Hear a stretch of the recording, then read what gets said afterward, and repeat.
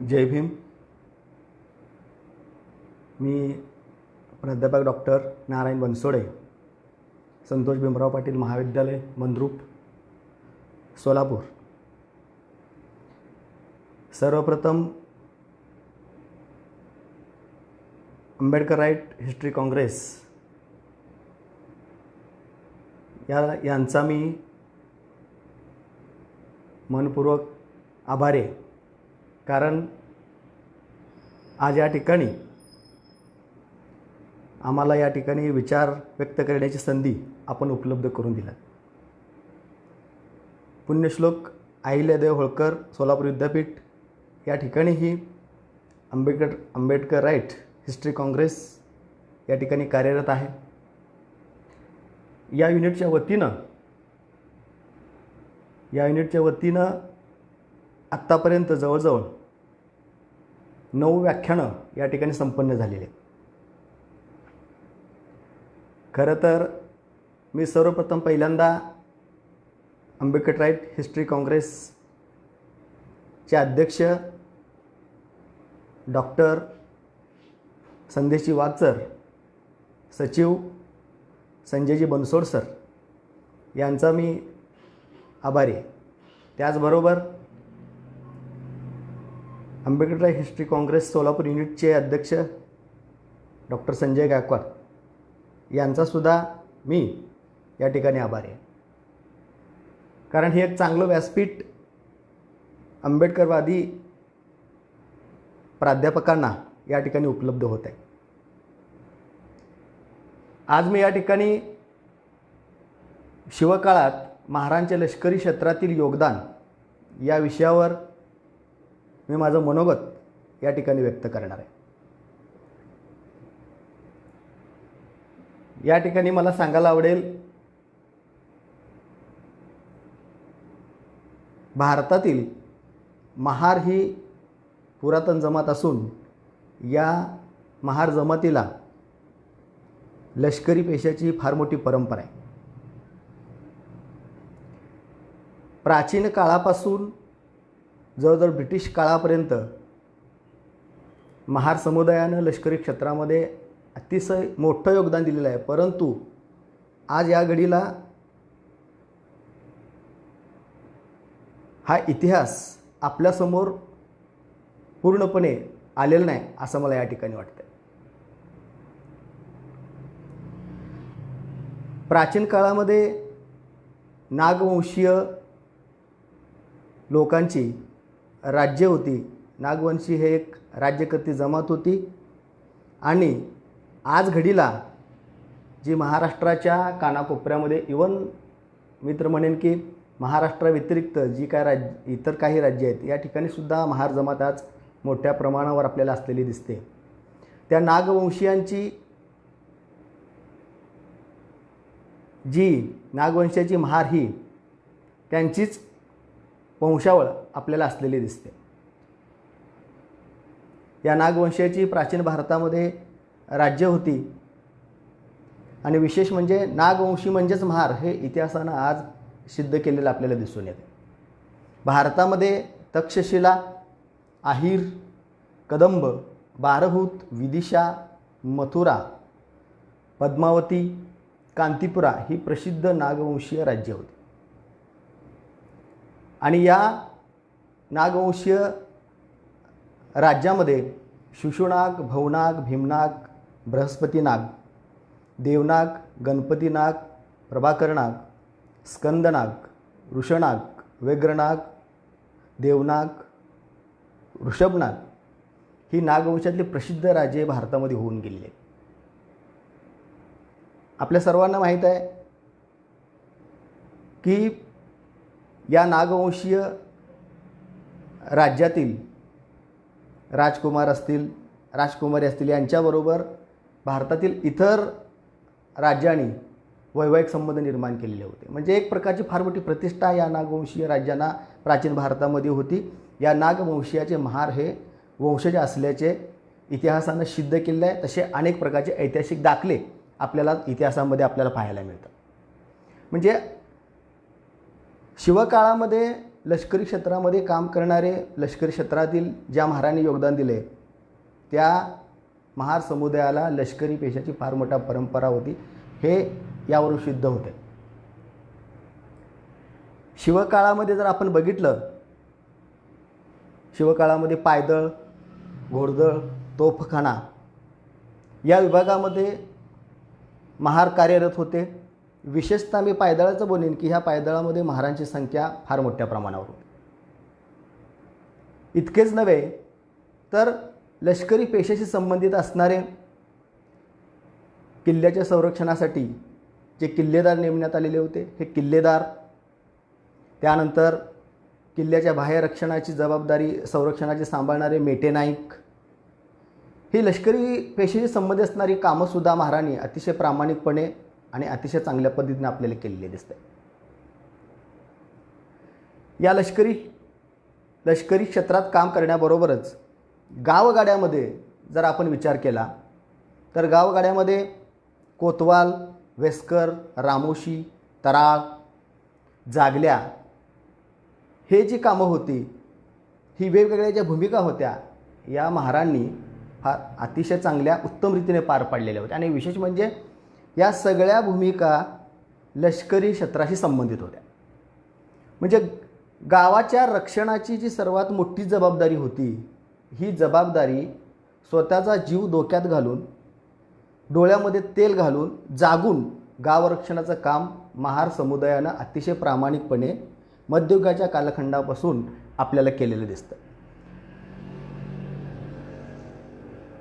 या महारांची स्वतंत्र राज्य होती. आपण जर बघितलं तर आपल्याला पाहायला मिळतंय की कदंबांनी महारापासून, चालुक्यांनी मांगापासून आणि मौर्यांनी कोळ्यापासून राज्य जिंकून घेतली अशी इतिहासामध्ये दाखले आहेत. म्हणजे महार ही राज्यकर्ती जमात होती हे सिद्ध होते.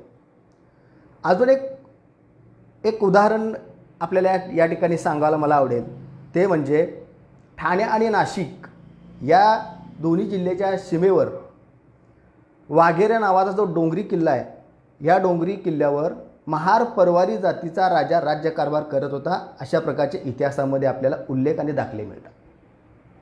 फार मोठी लष्करी परंपरा महारांना लाभलेली होती. महारांची स्वतंत्र राज्य होती. लष्करी पेशासंबंधित विविध अशी कामं महार लोक या ठिकाणी करत होते. लष्करी पेशाची परंपरा असल्यामुळंच शिवाजी राजांनी ज्या वेळेला स्वराज्य बांधणीचा उद्योग सुरू केला, त्यावेळेला या सह्याद्रीच्या डोंगररांगामधील जे काय 18 पगड जातीतील लोक होते, ह्या 18 पगड जातीच्या लोकांना शिवाजीराजांनी आपल्याबरोबर घेतलं.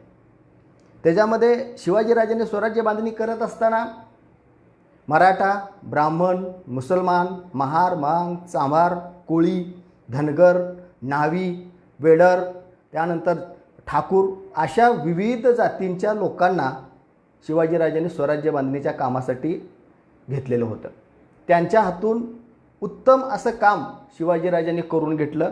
या स्वराज्याची बांधणी केली, स्वराज्याला मजबूती आपल्याला आणलेली दिसून येते.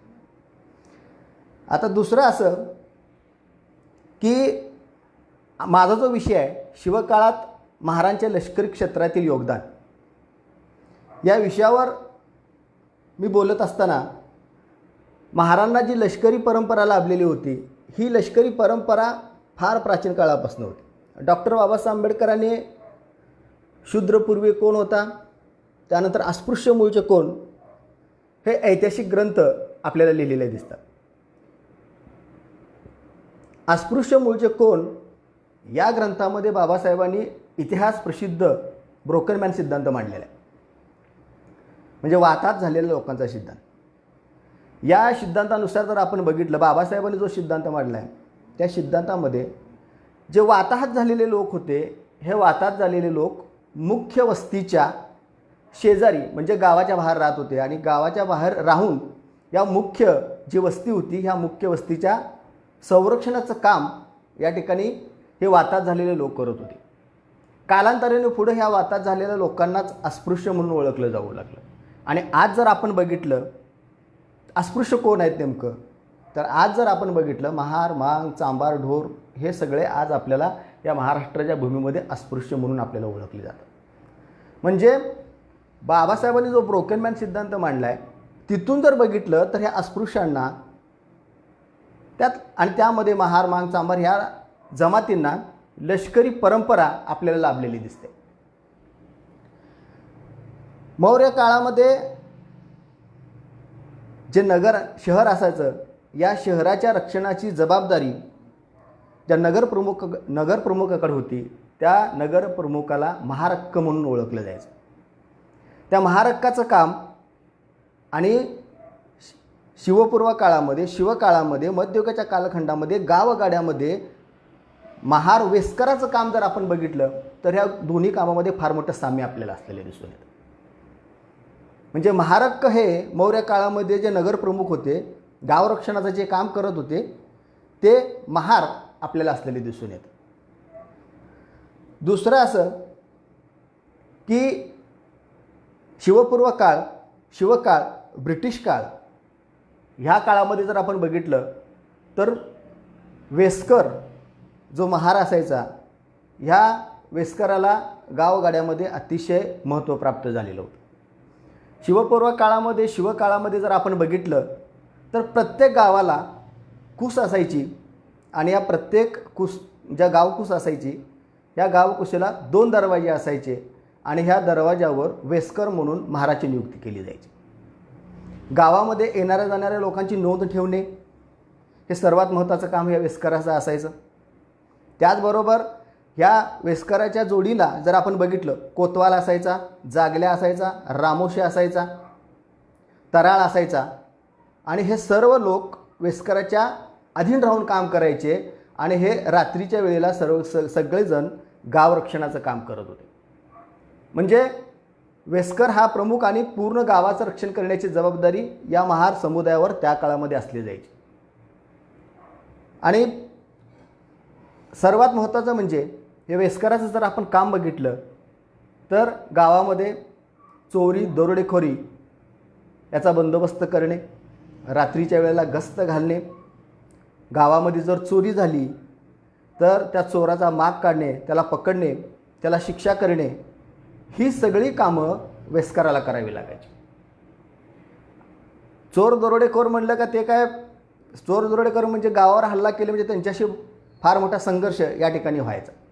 या संघर्षाला परतवून लावण्याची जबाबदारी या महार समुदायाची किंबहुना वेस्कर, रामोशी, जागल्या, कोतवाल, तराळ ह्या विविध भूमिकेतून जे महार समुदाय काम करत होते यांचं हे सर्वात महत्त्वाचं काम आपल्याला असलेलं दिसून येतं.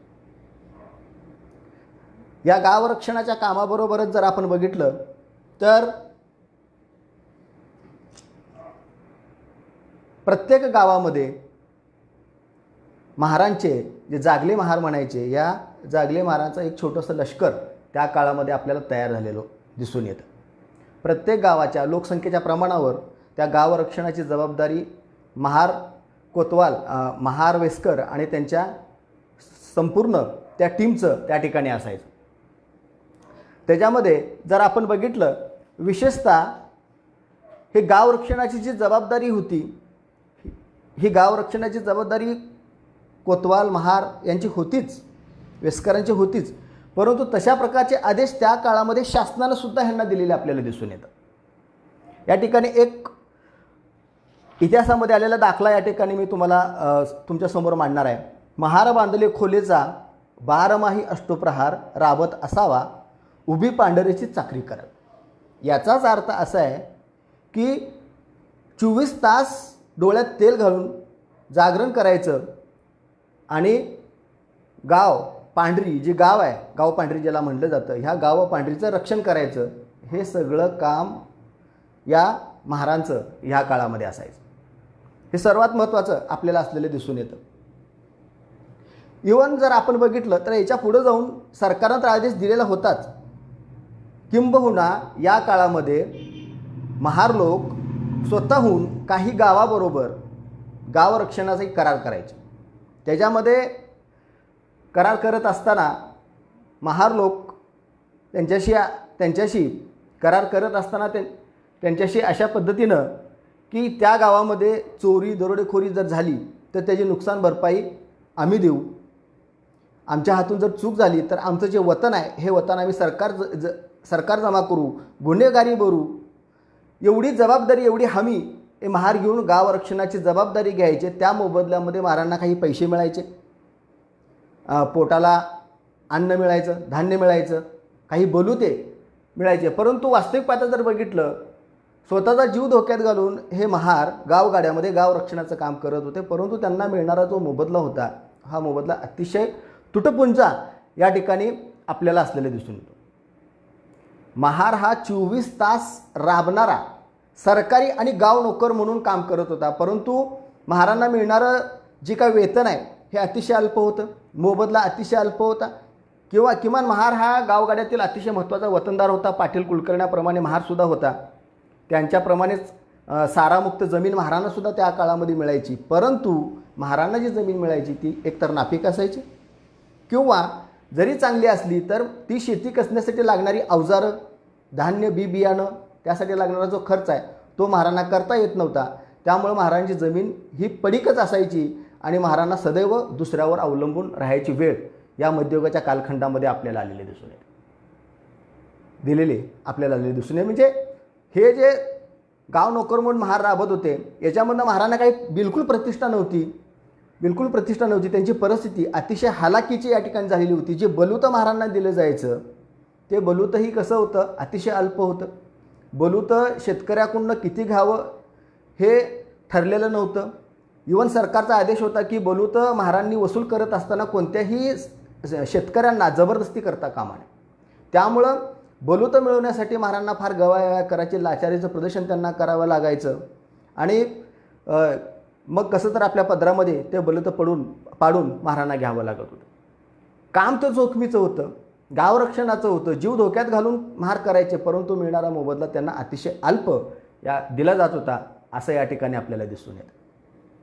पण एक आहे असं की या काळामध्ये जे महार होते हे गावरक्षणाचे जे काम करत होते ते अतिशय समर्थपणे धाडसानं या ठिकाणी करत असल्याचे आपल्याला दिसून येते.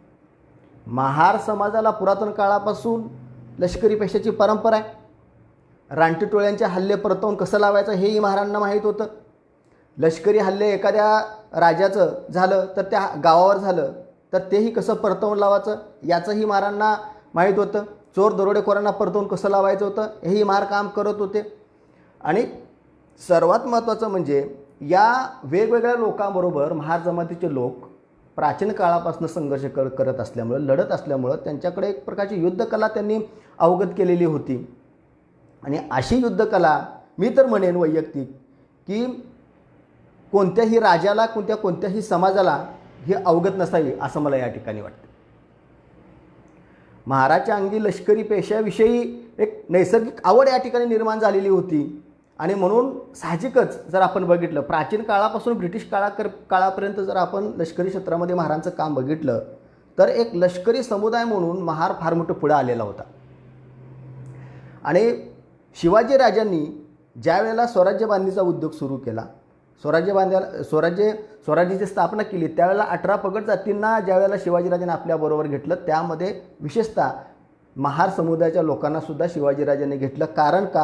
कारण महार हे धाडशी आहेत, लढाऊ आहेत, पराक्रमी आहेत आणि त्यांना लष्करी पेशाची परंपरा आहे हे शिवाजीराजांना ज्ञात असावं, त्यांना माहीत असावं. आणि म्हणून शिवाजीराजांनी महारांना लष्करामध्ये सामावून घेतलं. पायदळामध्ये शिवाजीराजांच्या महारांची संख्या फार मोठ्या प्रमाणावर होती. शिवाजीराजांनी किल्ल्याच्या बाह्य रक्षणासाठी किल्लेदार म्हणून सुद्धा महारांची नियुक्ती केली. शिवाजीराजांच्या काळामध्ये सिद्धनाग हे नागनाग हे 2 सरदार फार प्रसिद्ध होऊन आपल्याला गेलेले आहेत हे आपल्याला दिसून येतं. म्हणजे शिवाजीराजांनी योग्य असा वापर उपयोग महार समाजाचा शिवाजीराजांनी लष्करासाठी करून घेतलेला आपल्याला दिसून येतं. शिवकाळामध्ये जर आपण बघितलं महार हे सरदार, सैनिक, पाटील, किल्लेदार, मेटेनाईक अशा वेगवेगळ्या पदावर महारांनी लष्करी कार्य आपल्याला केलेलं दिसून येतं. महार हे रणधुरंधर आहेत, धाडशी आहेत, पराक्रमी आहेत याचा एक ताम्रपट या ठिकाणी आपल्याला सांगली जिल्ह्यामध्ये प्राप्त झालेला आहे.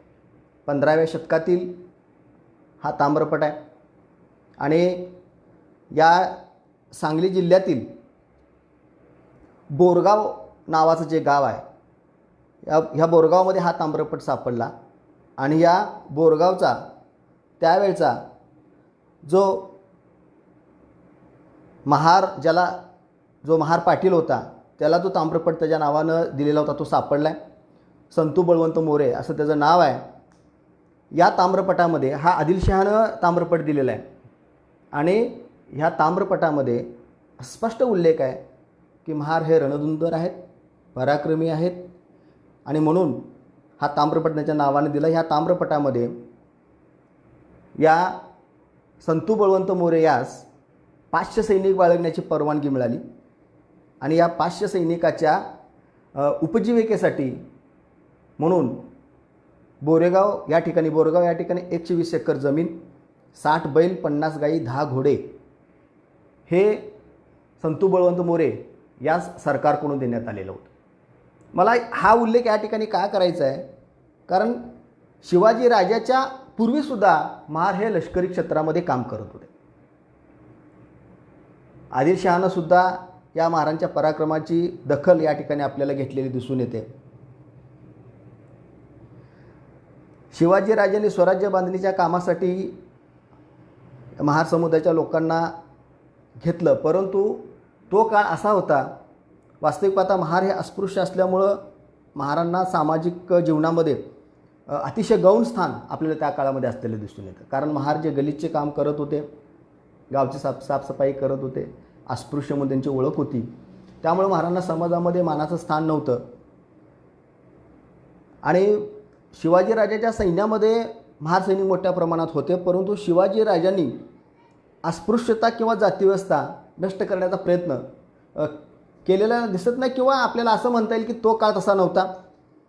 जे परंपरेने जे नीतिनियम धर्मशास्त्रांनी घालून दिलेले आहेत त्याच्यामध्ये कोणत्याही प्रकारचा बदल करता कामा नये असं शिवाजीराजांचा स्पष्ट आदेश होता.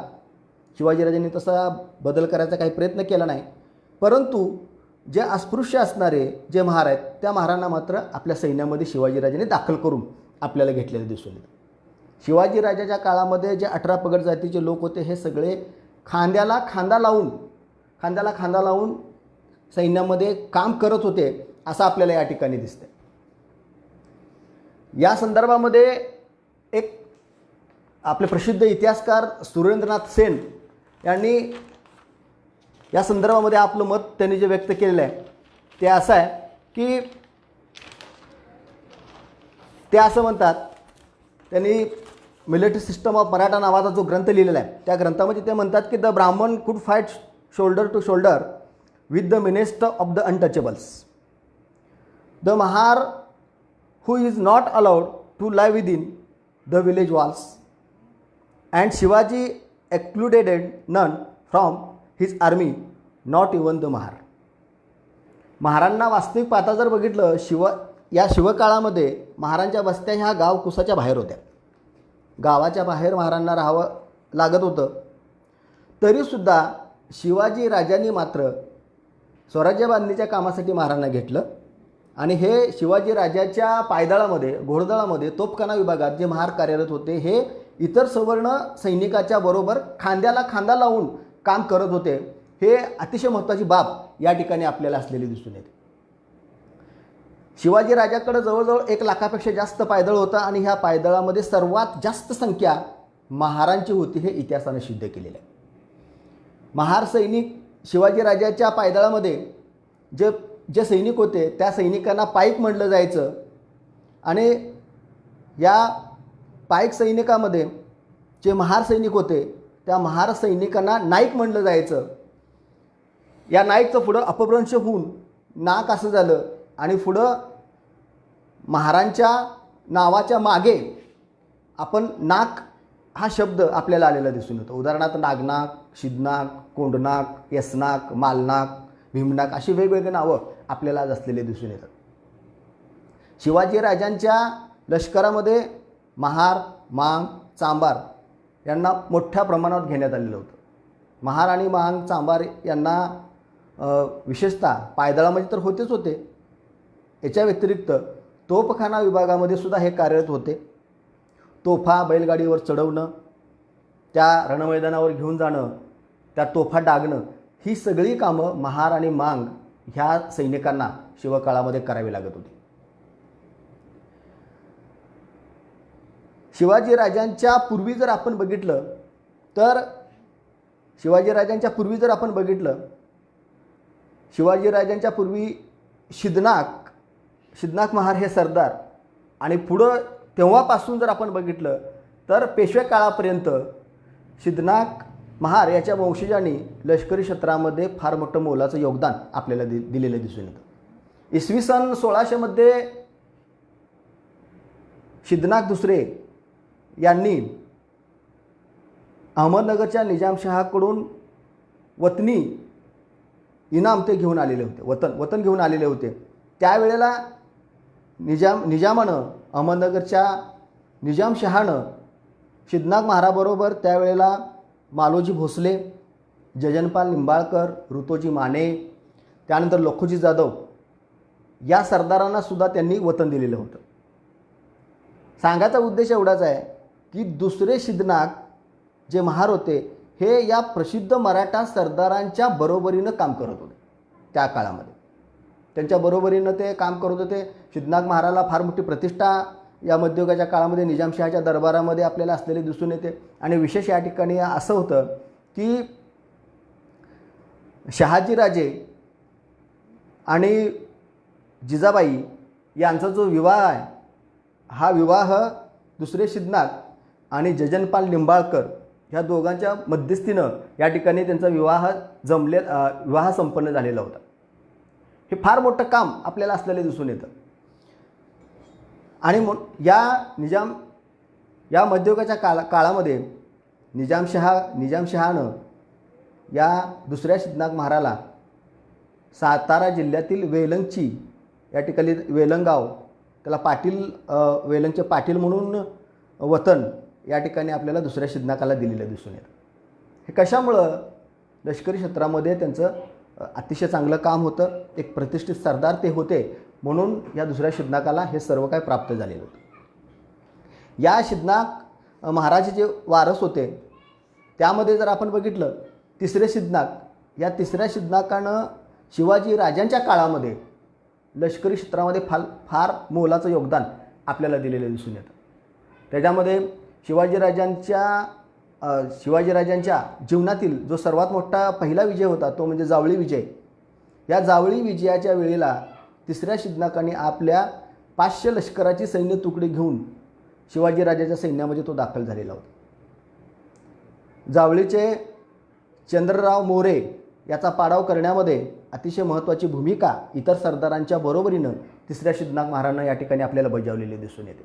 परंतु इतिहासामध्ये आपल्याला हे कुठं उल्लेख आलेले आपल्याला दिसत नाहीत. मी तर म्हणेन की असे अनेक प्रकारचे पराक्रम महार सरदारांनी आपल्याला केलेले आहेत, परंतु ते अधिक या पुढच्या काळामध्ये अजून काही संशोधन झाल्यास हे निश्चितपणे आपल्यासमोर येईल, मला असं या ठिकाणी वाटतं. याचबरोबर या तिसऱ्या शिदनाकनी जो इसवी सन 1659 शिवाजीराजांचा अफजलखानाबरोबर फार मोठा संघर्ष झाला. या अफजलखान संघर्षाच्या वेळेला सुद्धा ज्या प्रतापगडाच्या पायथ्याशी जे काय जंगल होतं, या जंगलामध्ये शिवाजीराजांनी ज्या पायदळाच्या तुकड्या ठेवलेल्या होत्या त्यामध्ये तिसऱ्या शिदनाक महाराजसुद्धा सैन्य तुकडी त्यामध्ये समाविष्ट होती. यावेळेला सुद्धा तिसऱ्या शिदनाक आणि त्याच्या सैनिकांनी फार मोठा पराक्रम या ठिकाणी गाजवला अफजलखानाच्या वधाच्या नंतर.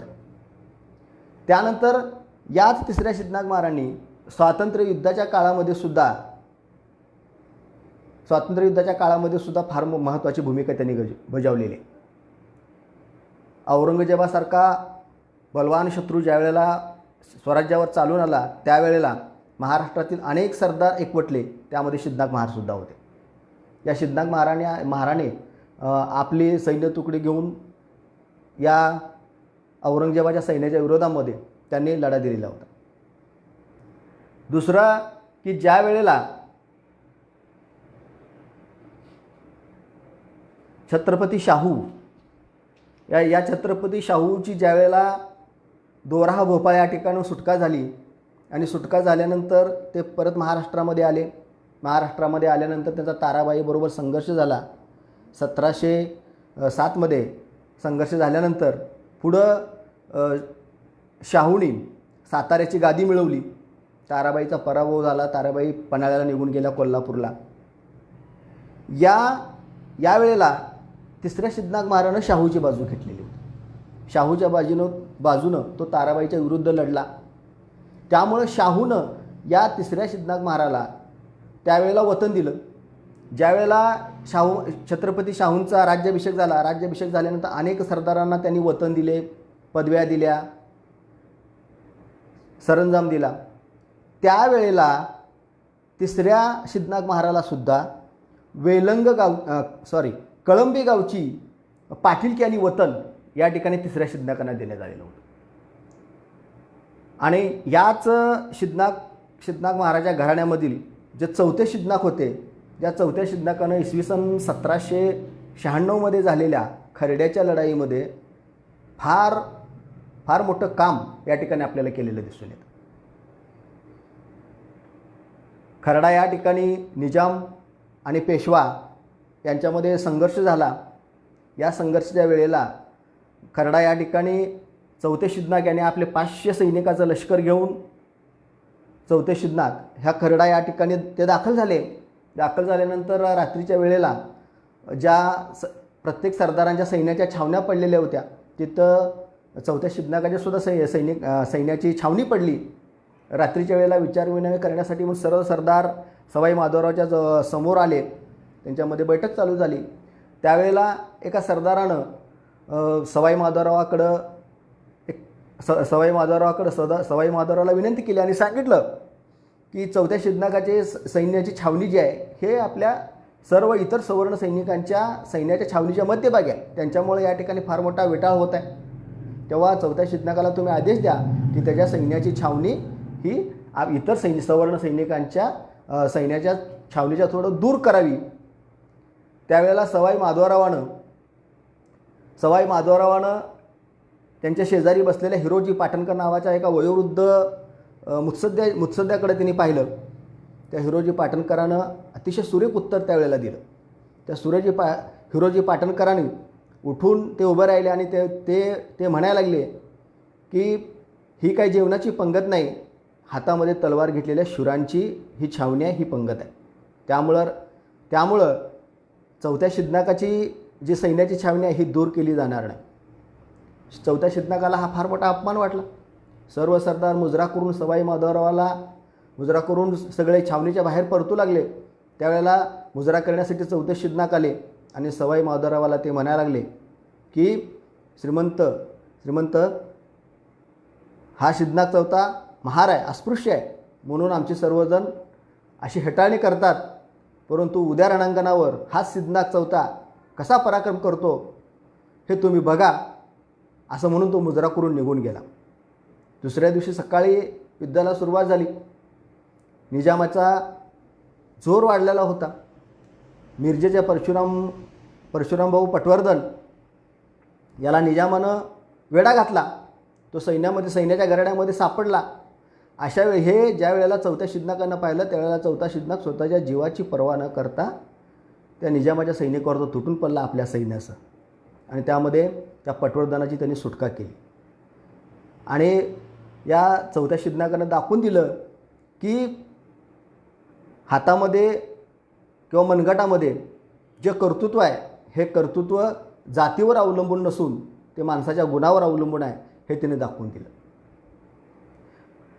म्हणजे हा सांगायचा उद्देश असा की शिवाजी राजांच्या काळापासून जर आपण पेशवे काळापर्यंत जर आपण बघितलं तर अनेक लढायांमध्ये महार सैनिकांनी पराक्रम केलेला होता.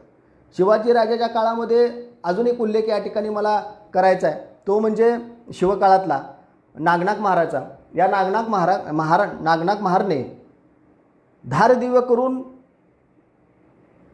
करून त्यांनी विशाळगड या ठिकाणी जिंकून घेतलेला होता. इतिहासामध्ये याची नोंद आहे, याचे ऐतिहासिक पुरावे आहेत.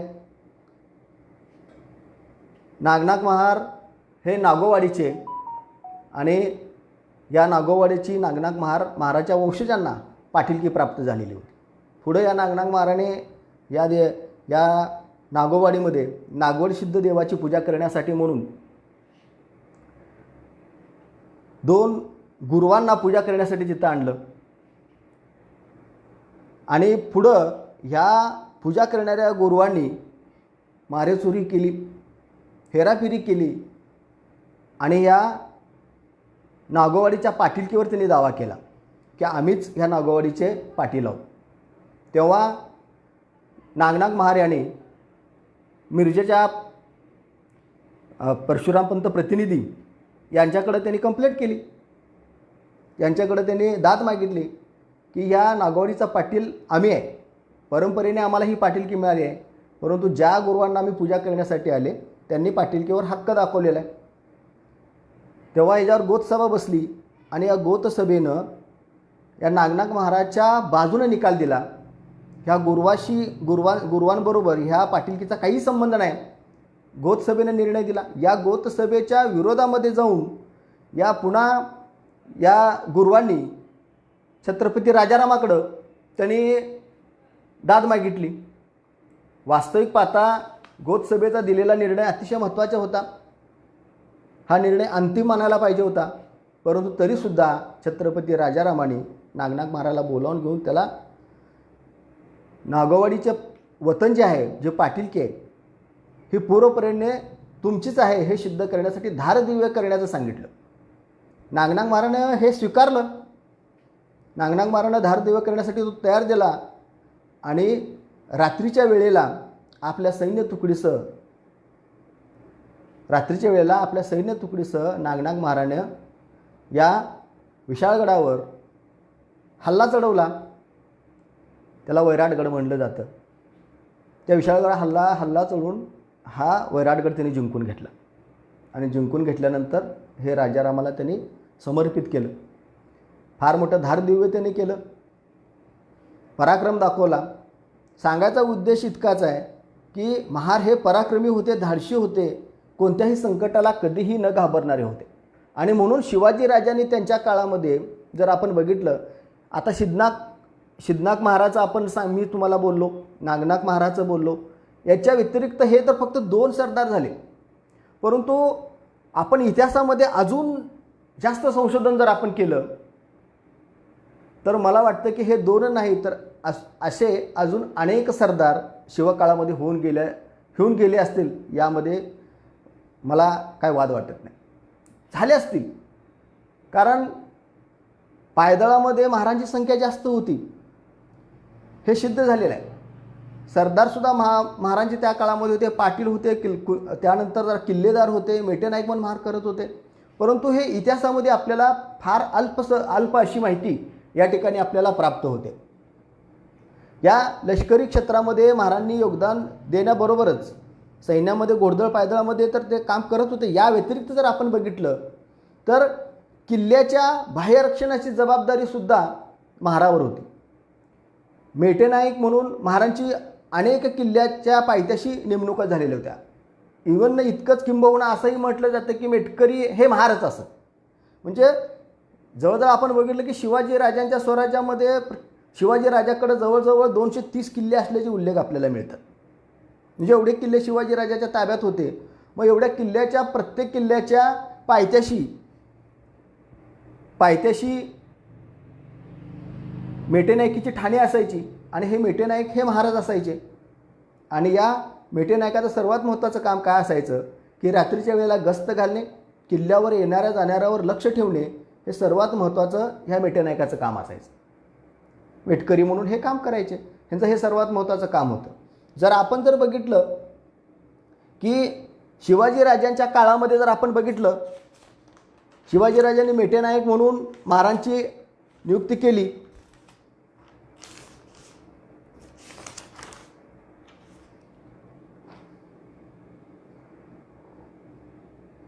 सातारा या ठिकाणी, साताऱ्याचा जो किल्ला आहे त्या सातारा या ठिकाणी महादनाक वलद राजनाक या महार व्यक्तीला सातारा किल्ल्याची मेटे नायकी दिलेली होती.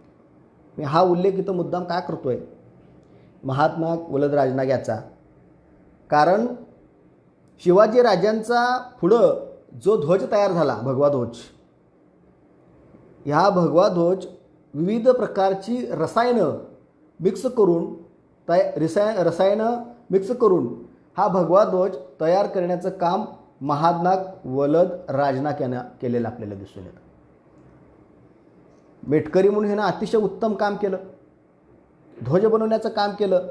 आणि म्हणून पुढं जर आपण बघितलं की या महादनाक वलद राजनाक याला सातारा या ठिकाणी सदाशिवपेठ येथील ढालेपणाचं वतनसुद्धा या महादनाक वलद राजनाक या महार व्यक्तीला या ठिकाणी देण्यात आलं. तर हे कशामुळे शक्य झालं? त्यांच्या अंगी असणाऱ्या कर्तृत्वामुळं हे आपल्याला शक्य झालेलं दिसून येतं. या मेटेनाईक बरोबरच किल्लेदारसुद्धा मोठ्या प्रमाणावर किल्लेदारपदीसुद्धा महाराजांची नेमणूक आपल्याला झालेली दिसून येते. वास्तविक पाहता शिवाजीराजांनी किल्लेदाराची नेमणूक करत असताना त्यांनी जात पाहिली नाही. त्यांनी ज्या व्यक्तीच्या अंगी कर्तृत्व आहे, धाडस आहे, पराक्रम आहे, अशा लोकांना किल्लेदार म्हणून शिवाजीराजांनी नेमणुका आपल्याला केलेल्या दिसून येते. शिवाजीराजाने ज्या वेळेला फोंडा किल्ला जिंकून घेतलेला होता, तर या फोंडा किल्ल्याचा किल्लेदार म्हणून शिवाजीराजांनी सिद्दी अंबर याची नियुक्ती आपल्याला केलेली दिसून येते. मुसलमान किल्लेदार असायचे, मराठा किल्लेदार असायचे, त्याने महार किल्लेदार असायचे. शिवाजीराजांनी इथं कधीही जात बघितली नाही. माणसाच्या अंगी असणाऱ्या कर्तृत्वाला शिवाजीराजांनी आपल्याला महत्त्व दिलेलं दिसून येतं. त्याचबरोबर जर आपण बघितलं पुरंदर किल्ला जो जोड किल्ला आहे, या पुरंदर किल्ल्याचा जो किल्लेदार होता चिवे नाईक हा महार होता. म्हणजे या काळामध्ये शिवाजीराजांच्या स्वराज्यामध्ये जे इतके किल्ले होते, त्या किल्ल्यावर किल्लेदार म्हणून वेगवेगळ्या जातींच्या या ठिकाणी नेमणुका आपल्याला झालेल्या दिसून येतात. म्हणजे लष्करी पेशाशी संबंधित असणारी जी विविध कामं होती, ही महार समुदायानं अतिशय प्रामाणिकपणे या ठिकाणी आपल्याला केलेले दिसून येतात. या मेटेनाईक, किल्लेदार, सरदार, सैनिक म्हणून महाराणी पराक्रम लष्करी क्षेत्रामध्ये दाखवलाच. याच्या व्यतिरिक्त जर आपण बघितलं तर महाराणी अंगरक्षक म्हणून सुद्धा अतिशय मोलाची भूमिका या ठिकाणी आपल्याला बजावलेली दिसते. शिवाजी राजांची जी मुलगी होती सखुबाई, या सखुबाईंना एकदा त्यांच्यावर फार वाईट प्रसंग आलेला होता. निंबाळकरांच्या घरच्या त्या सून होत्या आणि त्या सासरला जात असताना त्यांच्यावर असाच एक प्रसंग उद्भवला. त्यावेळेला जे अंगरक्षक म्हणून जे महार होते, त्या महारांनी त्या झालेल्या त्यांच्या हल्ल्याला त्यांनी अतिशय यशस्वीपणे परतवून लांबलेलं होतं. अंगरक्षक म्हणून मोठी भूमिका महाराणी बजावली. याच्या व्यतिरिक्त अजून एक या ठिकाणी उल्लेख मला करावासा वाटतं. तो असा आहे की दिल्लीचा बादशाह औरंगजेब ज्या वेळेला दक्षिणेमध्ये आलेला होता, जवळजवळ त्यानं 25 वर्ष महाराष्ट्रामध्ये त्यानं वास्तव्य केलं दक्षिणेमध्ये. आणि ज्या वेळेला तो दक्षिणेमध्ये आला त्यावेळेला त्याच्या जनानखान्यातील जी काही स्त्रिया होत्या, त्याच्या जी बायका, त्याच्या जी मुली होत्या, या मुलींच्या रक्षणासाठी त्याचे जे महाल होते, जे काय छावण्या होत्या, अशा ठिकाणी त्यांनी महारांचीच अंगरक्षक म्हणून नेमणूक केलेली होती. प्रचंड विश्वास या औरंगजेबाला सुद्धा त्या काळामध्ये होता. प्रामाणिकपणा ठासून महाराजांच्या अंगी या ठिकाणी होता, हे आपल्याला या ठिकाणी सांगायचं आहे. फार विश्वास औरंगजेबाने ठेवलेलं होतं. स्वतःच्या प्राणाची पर्वा न करता अंगरक्षक म्हणून महाराजांनी काम केलेलं आहे. याच्या व्यतिरिक्त अजून एक उदाहरण मला या ठिकाणी सांगायला आवडेल. शिवाजीराजांचा जो सरदार होता, प्रसिद्ध सरदार बाजी पासलकर, या बाजी पासलकराचे जे 2 अंगरक्षक होते, त्याच्यामध्ये एल्या मांग आणि खंड्या महार, ह्या दोघांनी अतिशय प्रामाणिकपणे अंगरक्षणाचं काम त्यांनी केलेलं दिसून येतं. ज्यावेळेला इसवी सन 1659च्या दरम्यान शिवाजीराजे पन्हाळगडावर अडकलेले होते, सिद्धी जोरनं पन्हाळ्याला वेढा घातला. त्यावेळेला बाजी पासलकर नेताजी पालकर हे जे शिवाजीराजांचे सरदार होते हे वेढा उठवण्यासाठी प्रयत्न करत होते. त्यावेळेला बाजी पासलकराचे जे अंगरक्षक होते ते एल्यामांग आणि खंडामार होते. यांनी फार मोठी मोलाची भूमिका या ठिकाणी आपल्याला दिलेली दिसून येते. मोठं काम त्यांनी या ठिकाणी आपल्याला केलेलं दिसून येतं. याच्या व्यतिरिक्त अंगरक्षक म्हणून महाराणी काम केलंच, प्लस गुप्तहेर खात्यामध्ये सुद्धा शिवाजीराजाच्या गुप्तहेर खातं जे होतं हे शिवाजीराजाच्या स्वराज्याचा आत्मा होता, जीव होता. कारण शिवाजीराजांच्या आयुष्यामधील जितक्या काही मोठ्या यशस्वी मोहिमा झाल्या त्यामध्ये मी आवर्जून आपल्याला सांगेन की एक शाहिस्तेखानावर शिवाजीराजांनी केलेला हल्ला, त्यानंतर शिवाजीराजांनी 2 वेळा लुटलेली सुरत, त्यानंतर शिवाजीराजांनी सुखरूपपणे आग्र्याहून केलेली सुटका, अफजलखान प्रसंग, हे सगळे शिवाजीराजांच्या जीवन आणि चरित्रामधले सगळे चमत्कारिक असे हे घटना आहेत सगळ्या. या सर्व घटनांमध्ये शिवाजीराजांना जी शत्रूची बित्त बातमी देण्याचं काम जर कुणी केलेलं असेल किंवा इव्हन ह्या सर्व मोहिमामध्ये शिवाजीराजाला यश का प्राप्त झालं त्याचं सर्वात महत्त्वाचं कारण असं आहे की गुप्तहेरानं शिवाजीराजांना अतिशय अचूक अशी माहिती आपल्याला दिलेली दिसून येते.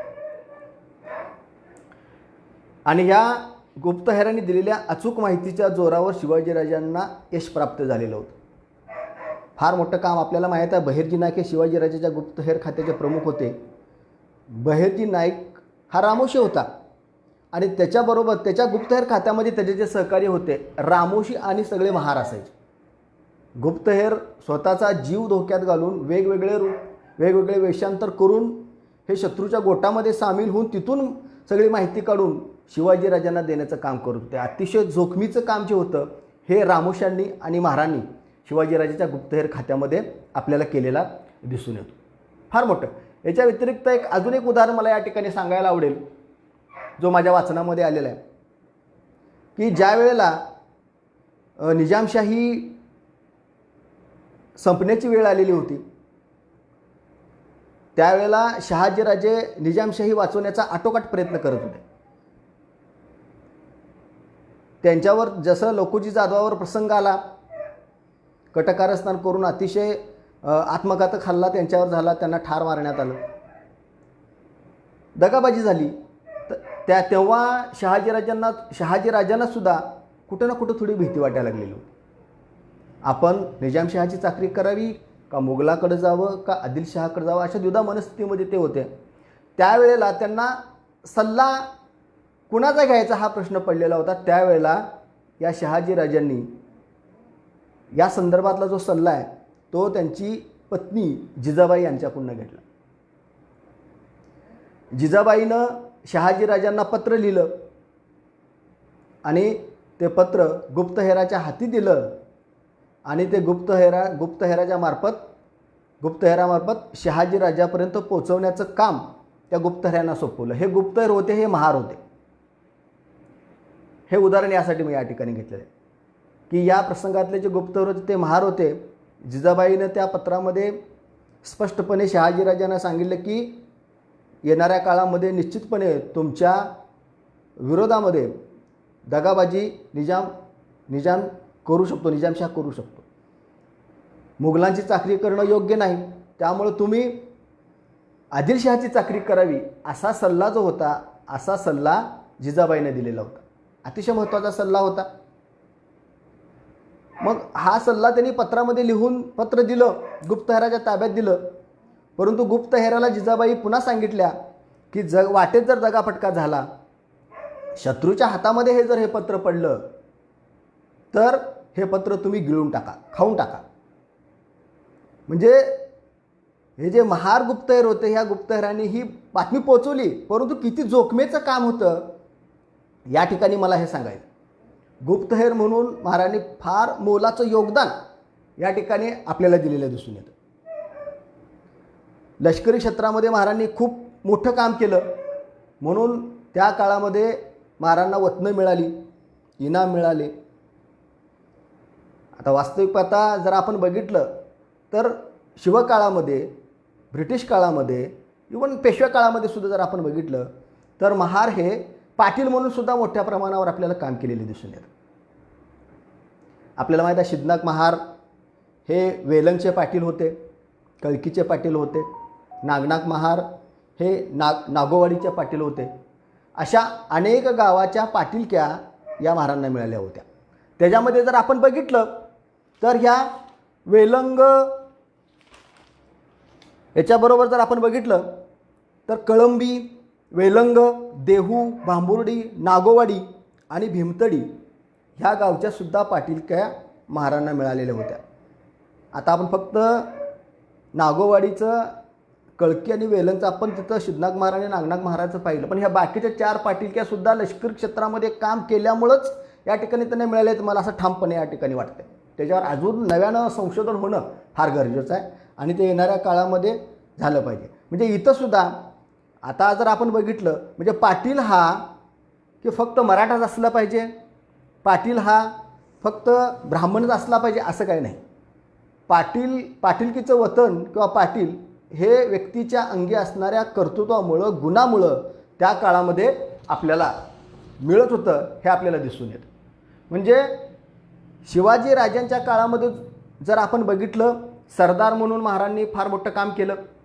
लष्करी क्षेत्रामध्ये पायदळ, घोडदळ, तोफखाना, किल्ल्याचं बाह्यरक्षण, किल्लेदार म्हणून, गुप्तहेर खात्यामध्ये जर आपण बघितलं तिथं पाटील म्हणून सुद्धा ही लष्करी पेशाशी संबंधित असणारी जी कामं होती ही सर्वांनी महाराजांनी अतिशय प्रामाणिकपणे या काळामध्ये आपल्याला केलेली दिसून येतात. आणि याच्यापेक्षा महत्त्वाचं असं आहे की ही लष्करी क्षेत्राबरोबर महार सैनिकावर राज्यकर्त्यांचा प्रचंड मोठा विश्वास होता, खूप मोठा विश्वास होता असं मला या ठिकाणी वाटतं आहे. कारण ब्रिटिश काळामध्ये, पेशवे काळामध्ये जर आपण बघितलं तर अतिशय कमी सैनिक असूनसुद्धा महाराजांनी अनेक मोठ्या लढायांमध्ये विजय मिळवलेले आहे. आपल्याला भीमा कोरेगावचा उल्लेख या ठिकाणी आपल्याला करता येईल. 500 महार सैनिकांनी जवळजवळ 28,000 30,000 सैनिकांचा पराभव केलेला आपल्याला दिसून येतो. ब्रिटिश काळामध्ये जर आपण बघितलं तर खऱ्या अर्थानं महाराजांच्या लष्करी पेशाला किंवा त्यांच्या लष्करी सेवेला अधिक महत्त्व आपल्याला आलेलं दिसून येतं. कारण महार ही लढाऊ जमात आहे. लढाऊ जमात असल्यामुळं ब्रिटिशांनी प्रारंभीच्या काळामध्ये ज्यावेळेला त्यांनी लष्कर तयार केलं, ह्या लष्करामध्ये महाराजांना मोठ्या प्रमाणावर या ठिकाणी आपल्याला त्यांनी सामावून आपल्याला घेतलेलं दिसून येतं. आणि म्हणून मला या ठिकाणी म्हणायचं आहे की ह्या लष्करी क्षेत्राबरोबर महाराजांनी जर आपण बघितलं गावगाड्यामध्ये, जर विशेषतः आपल्याला जर बघितलं तर गावगाड्यामध्ये महसूल खात्यामध्ये महार सैनिकांनी केलेलं काम हे अतिशय महत्त्वाचं होतं. महसूल खात्यामध्ये जर आपण बघितलं, महसूल गोळा करणं आणि जमा झालेला महसूल तालुक्याच्या ठिकाणी सरकारी तिजोरीपर्यंत पोहोचवण्याची सर्वात महत्त्वाचं काम जे होतं हे महाराजांना करावं लागत होतं. फार जिकिरीचं हे काम होतं, परंतु त्यांनी प्रामाणिकपणे केले. विशेष म्हणजे इतकं मोठं धान्य असेल, पैसा असेल ते घेऊन जायचं काम महार करत होते, परंतु कधीही त्यांनी दगाफटका केला नाही किंवा इतिहासामध्ये असं एक सुद्धा उदाहरण आत्ता मिळत नाही की महाराजांनी इथं दगाफटका केलेला आहे म्हणून किंवा इथं गद्दारी केलेली आहे म्हणून. प्रामाणिकपणा हा त्यांच्यामध्ये ठासून भरलेला होता. धाडस, प्रामाणिकपणा, पराक्रम हे महाराजांच्या रक्तामध्येच या ठिकाणी आपल्याला असलेलं दिसून येतं.